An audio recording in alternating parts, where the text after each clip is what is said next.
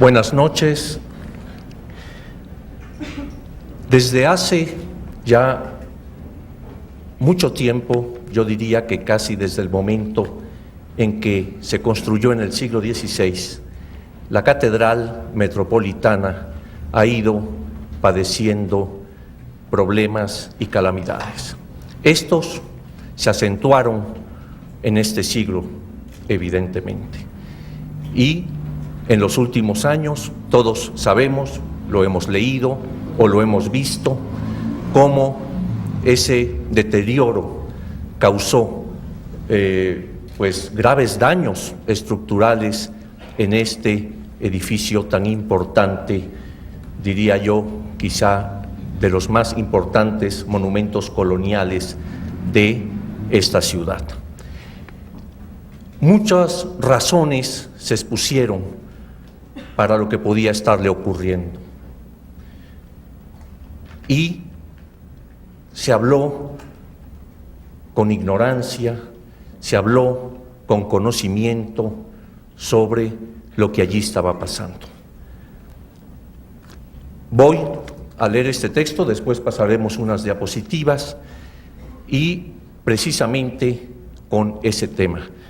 Lo he llamado La venganza de los dioses y comienza con una cita de Fray Toribio de Benavente de Motolinía, quien en el siglo XVI escribía acerca de la destrucción de la ciudad prehispánica de Tenochtitlan y la construcción de la nueva Ciudad de México.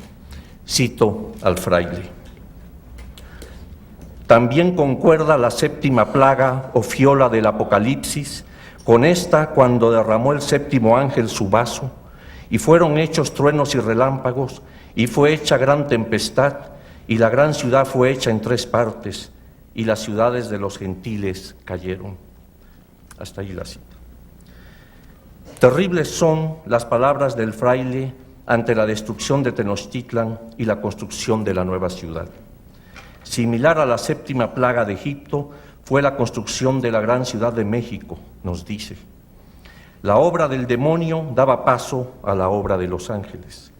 Los templos mutilados y las esculturas rotas servirán de base para los nuevos dioses que, impacientes, asientan sus bondades o su maledicencia sobre las ruinas que fueron. De aquel apocalipsis nace la nueva ciudad.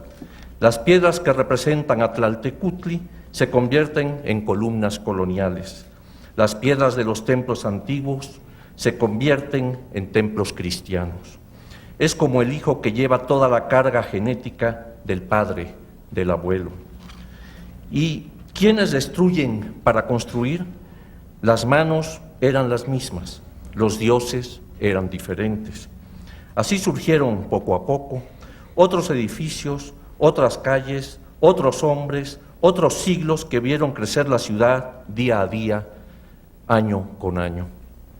Pero llegó un tiempo en que, cansados de subyacer en el corazón o en el ombligo de la urbe, los viejos dioses decidieron asomarse.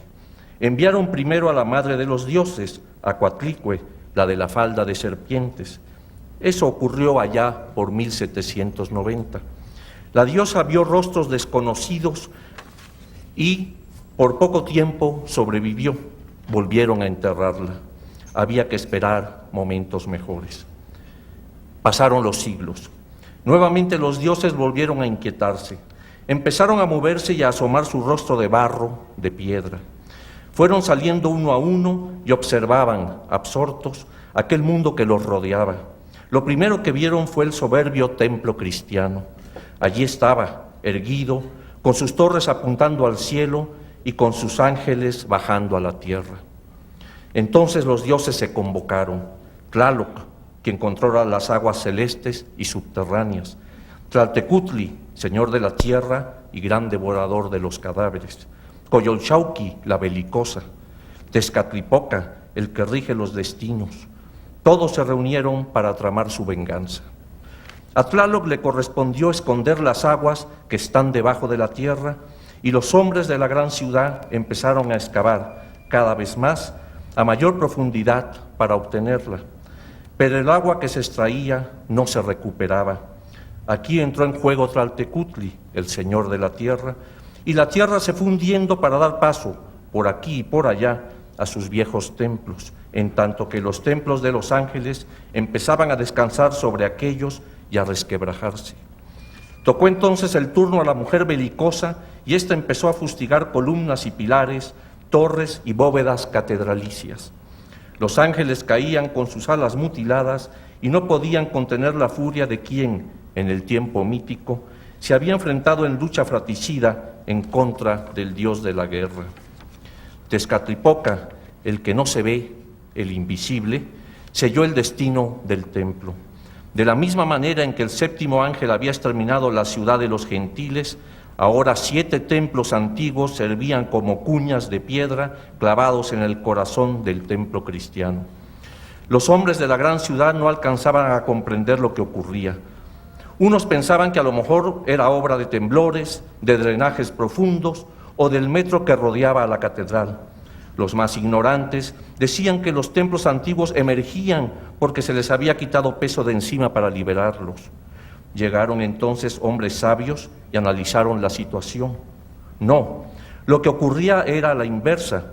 La tierra y los edificios asentados en ella se estaban hundiendo por la extracción profunda del agua, y los viejos templos, cimentados a mayor profundidad, ya no se hundían, lo que ocasionaba el daño en las pétreas estructuras de quienes los habían ocultado.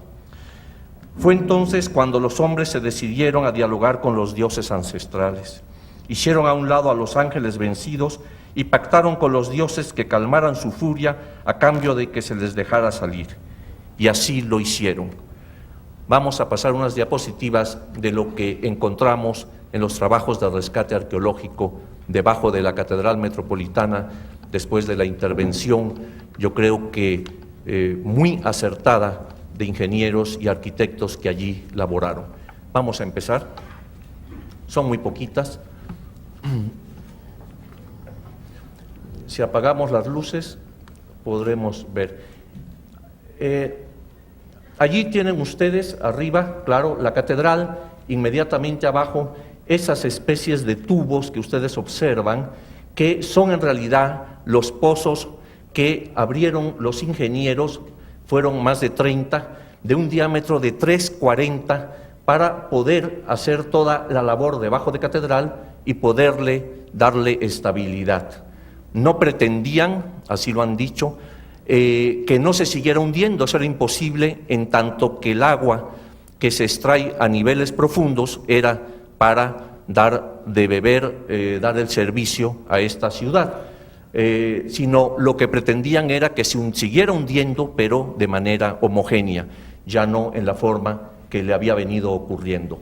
Abajo ven ustedes los edificios prehispánicos, es decir, por lo menos 7 grandes edificios que, al estar cimentados ya a mayor profundidad, ya se resistían al hundimiento y por lo tanto servían, como lo dije, como cuñas, como elementos que empezaban a hacer el daño a la catedral misma. La siguiente. Aquí vemos la planta, podemos ver la del lado derecho mejor. Es la planta de la catedral, los pequeños círculos son las lumbreras o pozos abiertas y las partes oscuras, ven ustedes, unas circulares, otras cuadradas, en fin, son las plantas de los edificios prehispánicos que se encuentran debajo. Vean ustedes en la parte inferior de la diapositiva que en la fachada principal de la catedral hay varios edificios prehispánicos exactamente casi al centro de la fachada principal. Eso era lo que estaba ocasionando que se empezaran a abrir las dos torres, a separar de una manera alarmante. Creo que llegaron a tener hasta 2,40 de distancia una de la otra. Bueno, aquí vemos uno de las lumbreras o pozos, los 3,40 metros que mencionábamos en cuanto al diámetro. Vemos cómo el nivel freático tenía que ir siendo abatido por los ingenieros para poder continuar. Aquí vemos un canal prehispánico que estaba apareciendo en ese momento. La siguiente.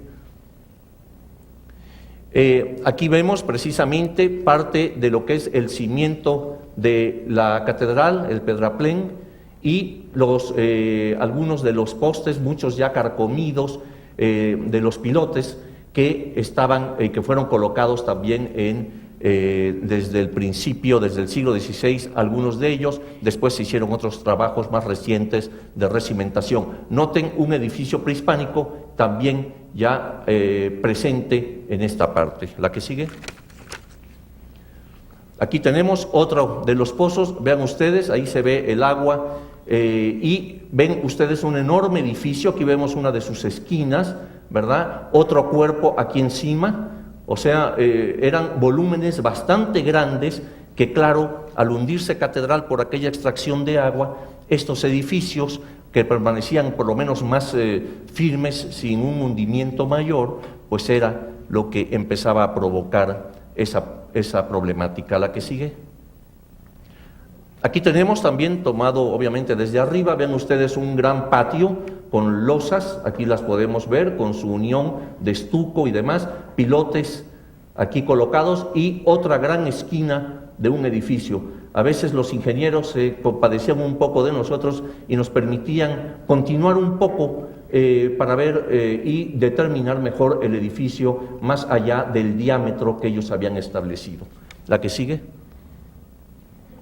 Aquí vemos una escalinata con su estuco recubierto y vean ustedes, por ejemplo, esta escalinata obviamente seguía corriendo hacia aquel lado y aquí vemos otra superposición, o sea, se cubrió esta con la típica forma de construcción prehispánica, el relleno, y encima vemos otro piso con otra escalera que llegó a cubrir a la que hemos visto. La que sigue. También aparecieron, yo estoy dándoles aquí una pequeña muestra nada más de lo que salió, esqueletos, por ejemplo, de infantes. Aquí vemos varios de ellos, un cráneo acá, otro aquí, tenían ofrendas a los lados, cerámicas, en fin. La que sigue. Aquí muestra de algunas de las piezas que han salido. Hubo material, por ejemplo, en madera, bastante bien conservado, ¿verdad? Pequeñas vasijas, sellos prehispánicos, en fin, esto en gran cantidad. La que sigue. Una pequeña mano en madera, salieron varias de ellas, pero vean ustedes qué bien conservado, precisamente por ese medio húmedo en que se encontraba. La que sigue. Vasijas cerámicas como estas que tenemos aquí, de estas piezas, digamos que es un carapacho de este animalito con la figura de dioses en los extremos, como podemos observar aquí. La que sigue. Aquí vemos un detalle de ellas, por ejemplo, con la